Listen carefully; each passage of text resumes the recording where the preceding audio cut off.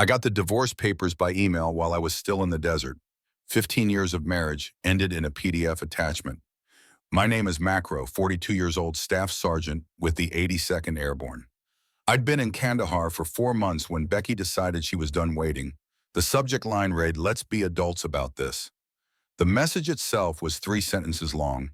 She'd already filed the paperwork. She'd already emptied our joint account. She'd already moved her new boyfriend Jeremy into our house in Spokane. Read the email twice closed. My laptop took a shower in the communal stall, got dressed for my shift, said nothing to anyone when I got back to my bunk that night. I replied with one word, understood, that was it. No argument, no begging, no threats, Wilson. My bunkmate noticed something was off. "You good, man?" he asked, not looking up from his book. "Yeah," I said. "Just some stuff back home," he nodded, and that was the end of it. Military guys know when to leave things alone. Truth is, I wasn't surprised. 6 months before deployment, things had changed, small things. Becky stopped asking about my day, started working late at the dental office where she answered phones, started going to the gym 3 times a week but never seemed to break a sweat. New clothes, new friends. I never met new passwords on her phone. I didn't confront her, didn't start checking her messages or following her around. That's not who I am, but I wasn't blind either. So I made some quiet moves of my own. Nothing dramatic, just precautions. Secured important documents in a storage unit across town. Birth certificate, marriage license, house deed, with only my name on it, thanks to the VA loan military benefits paperwork. I moved my grandfather's watch and my mom's old silver to the same unit. Things that mattered. I also opened a separate account at a different bank and started diverting part of my pay there. Not enough that she'd notice, but enough that I wouldn't be starting from zero. If things went south the night before I deployed, she hugged me at the airport and said, "Stay safe, okay?" Her eyes were dry, like she was saying goodbye to a coworker, not a husband, heading to war. I should have known then. But part of me still hoped I was wrong. I wasn't. What she didn't know was that I'd prepared for this moment, and what she didn't understand was that I never start fights, but I do finish them. I met Becky at a friend's barbecue in 2010. I was home between tours, staying with my buddy Jason in Spokane. She was finishing nursing school, but ended up working admin at a dental practice instead. Less stress, she said. We were married 8 months later. Becky used to say she was proud of my service, though she never quite understood it. Her dad was a bank manager, her brother a pharmacist. No military in her family. She'd ask when I was going to get a real job, not realizing that after 15 years the Army was my career, not just a job. I was killing time at. We bought our house in 2014, nothing fancy, but it was ours. 3 bedrooms, small yard, quiet. Neighborhood, my name was the only one on the mortgage since the VA loan was in my name. But I added her to the deed because that's what married people do. Share things. My dad died a year after we got married. Heart attack while shoveling snow. My mom passed 3 years later, lung cancer, though she never smoked a day in her life. They left me some money, not a fortune, but enough that Becky and I could pay off our student loans and still have a cushion. I deployed 4 times during our marriage, Iraq twice, Afghanistan twice. Each time I came home, Becky seemed a little more distant, a little more restless, like she was playing a role she'd outgrown. "I didn't sign up to be a military wife," she told me once after I mentioned possibly re-upping for another 4 years. "I'm tired of being alone all the time." I understood that I did, but the Army was the only place I ever felt like I truly belonged. I was good at my job. People depended on me. In 2019, things started changing. Small stuff at first. Becky got irritated when I called during her girls' nights, started talking about how her friend Melissa had divorced her husband and was living her best life. Now started making comments about how we didn't really have anything in common anymore. I suggested counseling. She said we were fine, just going through a phase. Then came the late nights at work, the weekends away with friends I'd never met. The new clothes, the gym membership she rarely used. I should have confronted her, but that's not how I handle things. Never. Have my dad taught me to think before I speak and be sure before I act. So I watched and I prepared quietly because my gut was telling me something was coming. And in this life, you learn to trust your gut. 2 weeks after getting the divorce email, I was sitting in the mess hall when my phone buzzed, a notification from our bank app, another withdrawal, $8,500, almost everything that was left. I set my fork down and opened the app. The joint account balance was down to $22. 7, our savings, 47. Zerozen we'd built up over years was gone, completely transferred to an account I didn't recognize. Murphy, one of the guys from my unit, glanced over. Bad news. I locked my phone. Nah, just some account stuff that night. I called our bank from the Bass phone center. Turned out Becky had been moving money for weeks. Small amounts at first, then larger ones. The big transfers started the day after I deployed. I hung up and stood in the hallway for a long time, watching guys laughing, calling their kids their wives. Their parents' normal life happening all around me while mine was burning down. That's when Wilson found me. Heard from Alvarez that you looked like you'd seen a ghost at dinner, he said. What's up? I don't usually share personal stuff. But Wilson had pulled me out of a bad situation in Kandahar. Once I trusted him. My wife emptied our accounts and moved her boyfriend into our house, I said. Sent divorce papers while I was on patrol last week. Wilson didn't give me the usual no, I'm sorry, or that's rough, or you'll find someone better. He just asked, what's your plan? Not sure yet, I said. He nodded. Let me know if you need anything. That night I couldn't sleep. I pulled out my laptop and logged into our home security system. Something Becky probably forgot I could access remotely. The cameras showed a strange truck in our driveway, a man I'd never seen before walking our dog, using my coffee mug, wearing my Seahawks sweatshirt. And there was Becky laughing in the kitchen. I'd renovated myself during my last leave. Something shifted inside me. Not anger exactly, something colder, clearer. I closed the laptop and pulled out my phone, made a list call. James Army buddy, who became a lawyer, checked the VA loan terms, contact. Master Sergeant about emergency leave review, home refinance documents. Something Becky mentioned casually last year. Check the security on my military pension accounts. I didn't feel sad anymore. I didn't even feel angry. I felt focused, like I was planning a mission. This wasn't about emotion. Now this was about strategy. At 0500 before my shift started, I sent an email to James with the subject line, need legal help, discreet and urgent. His reply came an hour later. Call me secure line only. When I hung up from that call, I knew exactly what I needed to do. I didn't need to yell. I didn't need to threaten. I didn't even need to confront her.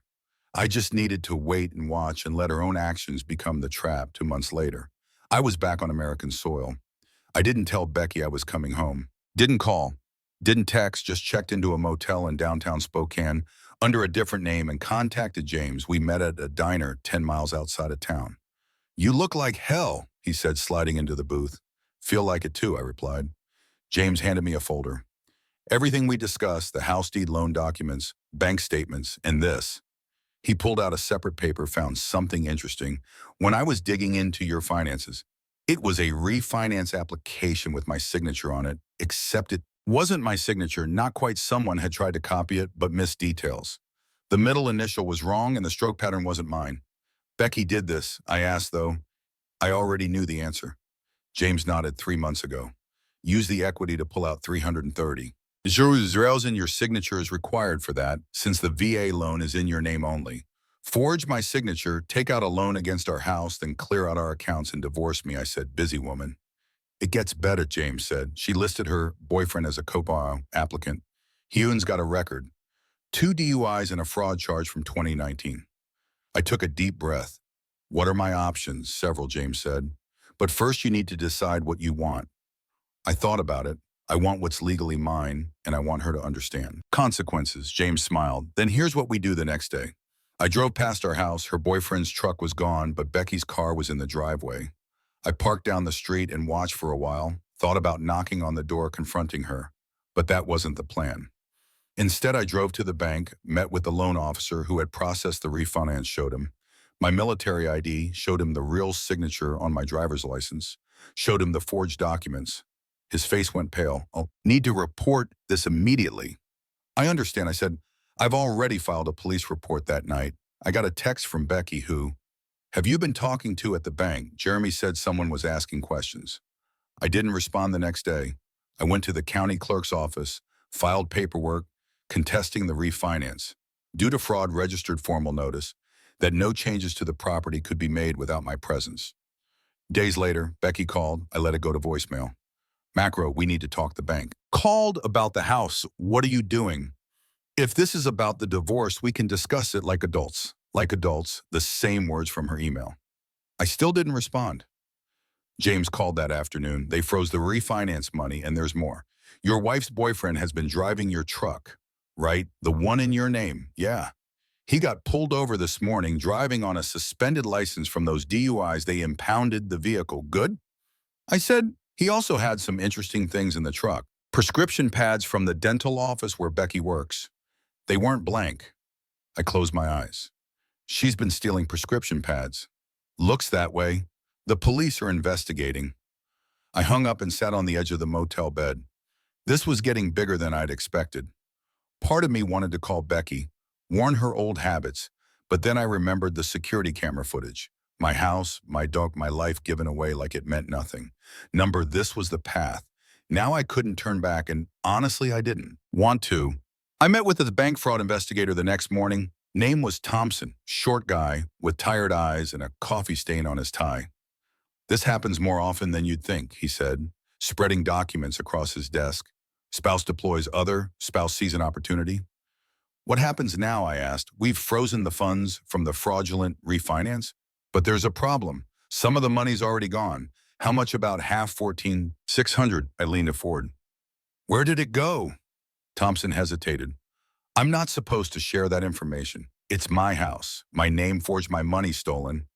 He nodded slowly, then turned his computer screen toward me. These are the transfers out of the refinance account. I scanned the list, multiple transfers to someone named Daniel Spencer, not Jeremy, someone else I'd never heard of. Who's Daniel Spencer? I asked. Thompson shrugged. Not my department, but you should ask your lawyer to subpoena these records, I called. James, as soon as I left the bank. Daniel Spencer, he repeated, let me run a check. An hour later, he called back. Got it. Daniel Spencer is a real estate agent, specializes in quick sales, cash deals. She was planning to sell our house, I said. The realization hit me like a physical blow. Looks that way. The deposits were probably earnest money to get him moving on a listing. But here's where it gets interesting. Spencer has done business with Jeremy Ryan before. Jeremy Ryan is that your wife's boyfriend? Yes. They've closed 3 deals together in the past 2 years.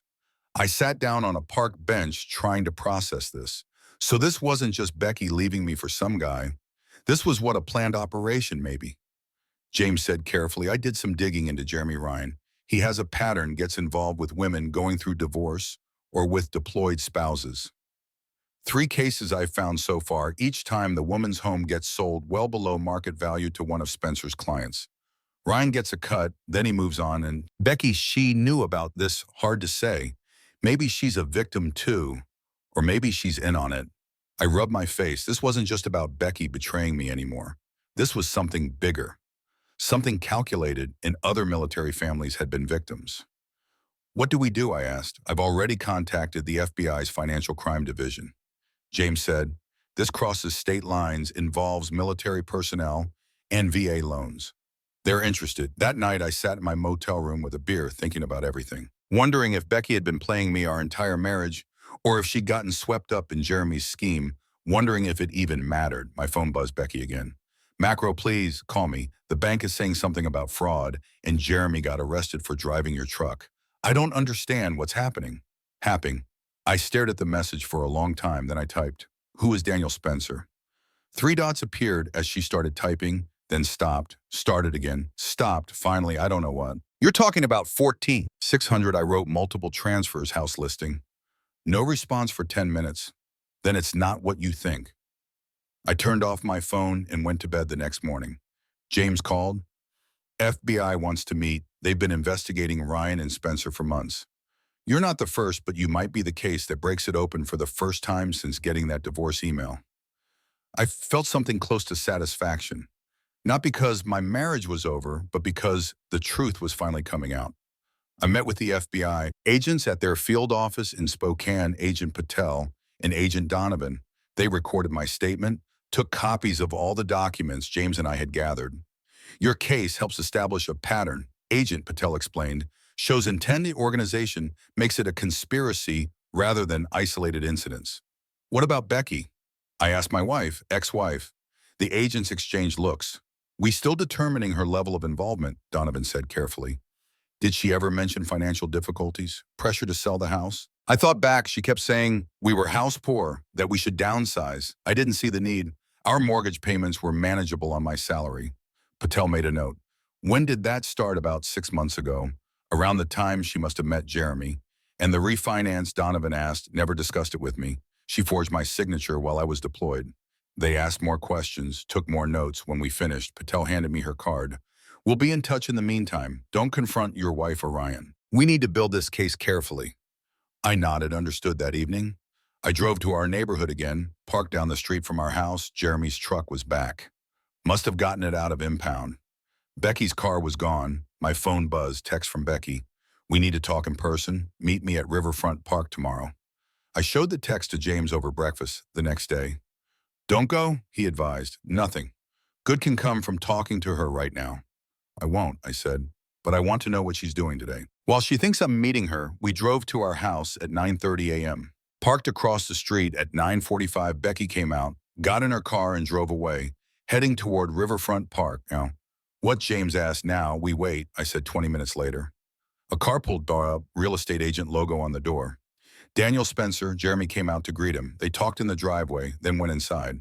Should we follow them? James asked. I shook my head. No need. I installed security cameras last year, interior and exterior. They upload to cloud storage. James smiled. You didn't mention that before. Never came up. I said, pulling out my phone, I opened the security app and angled the screen so James could see Spencer and Jeremy were in our living room. Spencer was taking photos. Jeremy was pointing at features of the house. I turned up the volume, should list by the end of the week. Spencer was saying, I've got a buyer interested already. Cash offer as usual. How much? Jeremy asked. 420, we list at 470. They offer 420. Everybody's happy. What about the husband? Becky says he's causing trouble, Spencer waved. Dismissively, military guys are all the same. They make noise, but they've got deployments or responsibilities. He'll take a settlement to make it go away. I turned to James. You getting this? He was already recording the feed on his phone. Every word I forwarded the security feed access to Agent Patel with a short message happening how. 30 minutes later, our house was surrounded by FBI vehicles. I watched from down the street as agents LED, Spencer and Jeremy out in handcuffs. My phone rang. Agent Patel got them on tape discussing the fraud scheme, she said, plus conspiracy wire fraud and attempting to sell property under false pretenses. We going to need a formal statement from you. Of course, I said. And Mr. Briggs, your wife just arrived at the scene. She's distressed. I looked down the street. Becky was standing on our lawn, hands over her mouth, watching as FBI agents carried boxes of documents from our house. What happens to her? I asked. That depends. Patel said on what she knew and on what you want. Watched Becky for a long moment. 13 years of marriage. Good years at the beginning, before whatever this had become. I just want what's right, I said. Finally, the federal case moved quickly. Jeremy and Spencer both took plea deals implicating each other and several other conspirators in what turned out to be a 3-state operation targeting military families.